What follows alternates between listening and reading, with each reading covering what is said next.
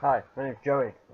So, for a number of weeks now, uh, I've been in contact with a spirit. I've always been drawn to things of the occult, to the presence of spirits and such.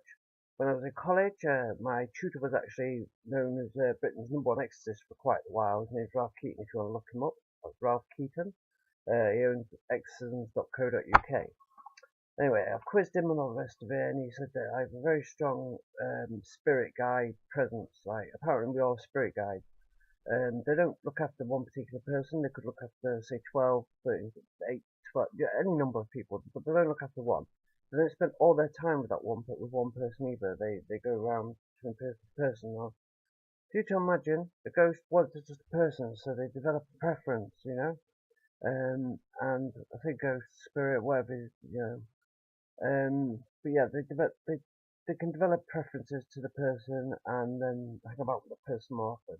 Now, it's also do past life regression and such like as well. In the past lives, I was apparently at one point a trader of some sort. Um, one of them was meant to be like an 18th century Irish medicine peddler, if you like, probably a con man. And the other one was some sort of Egyptian trader. Both in the past lives that you could pick up on, I was a trader of some sort. Funny. Yeah, so anyway, my spirit guide at one point gave him information, and it was all quite kind of freaky. He told me some things about myself that very few people knew at the time, so I was beginning to believe him, and it just fueled my curiosity. Anyway, after watching a few documentaries and such like, I thought, yeah, we'll give it a try. So when I was younger, I decided to, because apparently ghosts can react with electronical and electromagnetic things. So basically all they are now, in this realm anyway. They may be as real as everything that you can see and touch in their own realm, but in this one, all they can do is, what they can do easiest is affect electrical magnetical things.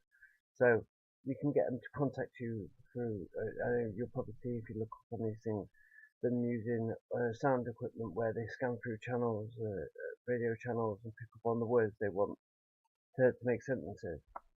You can apparently get them to manipulate calculators and just anything with an LCD screen. Now, this is all second-hand information, so it comes from a very good source. Apparently, one of the easiest things for them to do is maybe turn the light on and off because it requires a very little amount of power rather.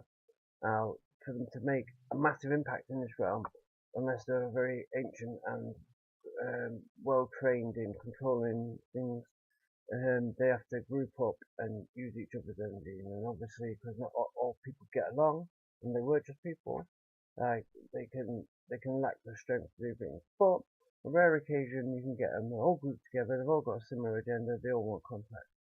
Now, one thing people make a mistake on doing is they get freaked out. Now, you imagine if you just died, or you've been dead for 100 years, first time you get to make contact with the land of the living, A, everything's changed. You're not talking to the person you wanted to, because let's face it, if you died in this spot 300 years ago, you're not going to know me or my family, and therefore I've got in contact with you. I'm then acting like a bit of a goonie because I'm scared, I'm freaked out naturally. You're going to have a bit of fun, aren't you? So the other thing is, well, because they can't say clear words all the time, right, and see, you've got to ask yes no questions. It's a very hard thing to do when you finally figure that you've got through to spirit. So anyway, one thing I was told you can do if you feel the presence of the spirit, and this is all to do with being able to keep your mind open. As a child, your mind is wide open. This is why a lot of kids have imaginary friends. Apparently, it's not. It's actually the spirit guide. Their mind, they haven't been told or taught through years experience and people telling you what's right and wrong. They haven't been told that it's right or wrong, so they can see these things a lot easier. As with dogs and animals and such. Now, you think as a spirit, one of the things you can do is ask them to contact you, make a noise, make a present on a calculator or your phone or something like that. So one day I'm at home by myself. 99% we've done all this thing with Ralph about the exorcism and the spirit guide. I'm 99% sure there was something watching me. So I asked it to make a noise. bang, there was a bang, an unexplainable kind of bang came from downstairs. I was alone in the house at the time. This unexplainable bang came from downstairs. I freaked out. Didn't want to know anything more of it. I headed into my quilt. Anyway, I told my friend about this recently. Years ago this all happened. My friend about this recently, and we started to get a bit freaked out of it. But we will contact this ghost. Anyway, I had a bit of a toothache. I wish I was really tooth. And as a bit of a joke, I asked the ghost to rip my tooth out. What do you think happened? My tooth became wobbly. Honestly, my tooth became wobbly. Anyway, today by myself, I was getting this funny feeling again. Nothing should have provoked this feeling. I was watching some crap on TV. So yeah, I was like, take my tooth out. I could feel it tugging.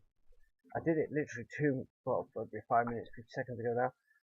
I could feel it pulling on my tooth. So now, on camera, I am going to get this ghost to pull my tooth out. As I'm saying it now, I can feel him pulling it. Are you ready?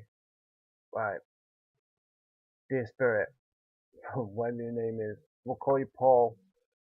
Pull tooth out. Pull, pull tooth. Pull it right out. Come on, Paul. What did you think was going to happen? Really?